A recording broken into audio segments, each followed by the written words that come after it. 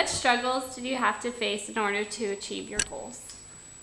Well, you know, being an actor in Hollywood is interesting in that once you kind of start to get work, if you're semi-talented, you can kind of keep the ball rolling.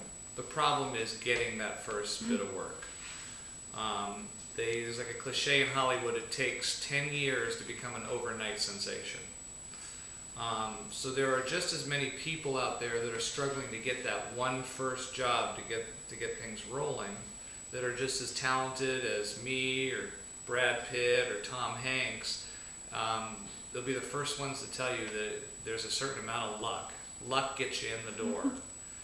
Once you get in the door, you got to have the talent to stay there, but it can take a lot of negativity and it can take a lot of rejection before you get that one lucky break.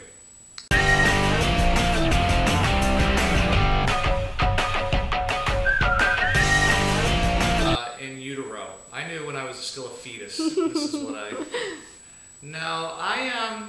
it was always kind of in the back of my head, and then when I was in college, I started thinking this might be what I wanted to do, but you know, a theater degree isn't really something huge to fall back on.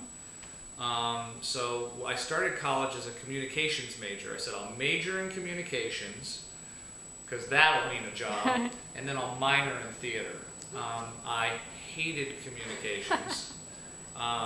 In fact, it has nothing to do with communicating.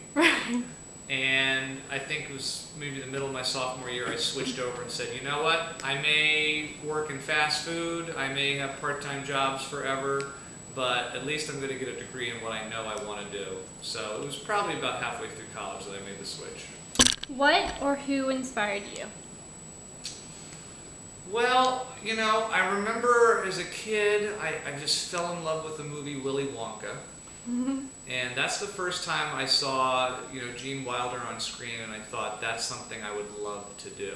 Now, of course, as a kid, you think, oh, every movie's going to be about a chocolate factory, and there's going to be Oompa Loompas, and it'll be fun. You don't realize it's a job and work and all that's fake.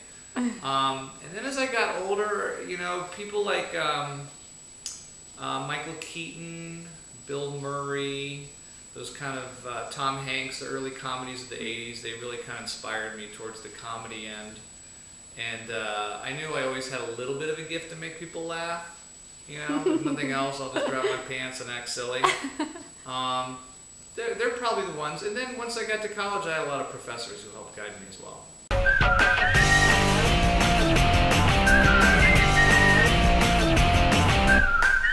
My first TV show was the Brooke Shields sitcom Suddenly Susan. It was an NBC show, and I had a really big part.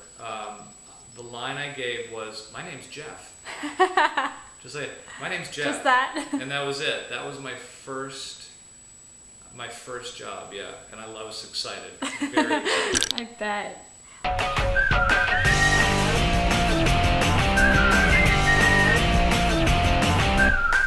What is the scariest part of an audition? You know, it's you think it would get easier over the years, and there's certain aspects of auditioning that get easier, but you're still always a little terrified when you're going. The hardest part is just kind of putting those nerves away, you know, and you have to kind of walk in and go, the odds of it getting it are very small, and they see so many people for whatever it is, a commercial or a TV show or a movie. The thing to remember, and hard to remember when you go in, is to be like, it's my time, not theirs. It's like, make the room my own. Do what I'm going to do, and whether they like me or they don't, well, I got no control over that. So might as well have fun during the process. But it's grueling. There's a lot of driving around, and there's just an awful lot of rejection. You got to go on hundreds of auditions to get one.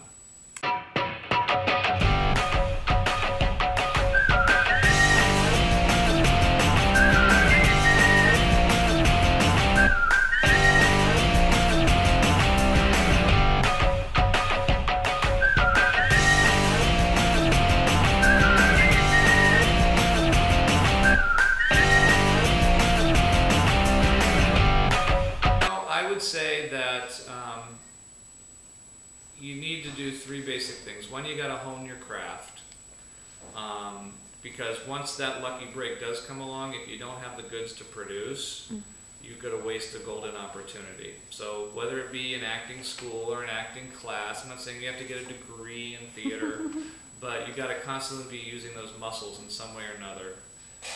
Two, you're going to have patience, because if you come out here and you get frustrated after a couple months, you don't have thick enough skin to do this. It's going to be a lot of rejection. And then three, I would say, is all networking. It's just getting out there and talking to people and working in anything you can, doing anything you can, whether it be a student film, whether it be you and some guys with a video camera like this, putting together something up on the internet. I mean, just continually try to put yourself out there in any way possible.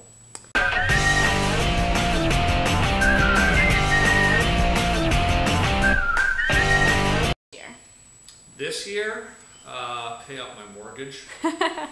Well, I'm going to be filming my TV show for the rest of this year. That's going to take me right up to Christmas.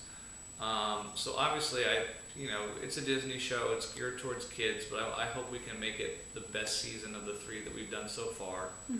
And I'd like to see, I would love to sneak a film in there somewhere. Maybe, not that I don't love television, but I've been doing it for an awful long time. I just want to put food on the table. That's all I really want. I'm old. Oh, what is your biggest achievement? My kids. Aww. Yeah, my kids. I got two of them, and marrying the woman I did, and then having the kids I did is the biggest accomplishment. I mean, people win Oscars, which are tomorrow night. Timing-wise, I don't know when people will be watching this. And all that stuff is exciting, and sure, I would love to be in a big blockbuster film or in a TV show that ran 10 years, but you don't ever want to get locked into the minutia of the importance of that. We're not curing cancer, and we're not working with starving people in Africa. It's fun, it's diverting, it fills a void in society to have entertainment, but I don't ever want to take it so seriously that it's more important than other things in life.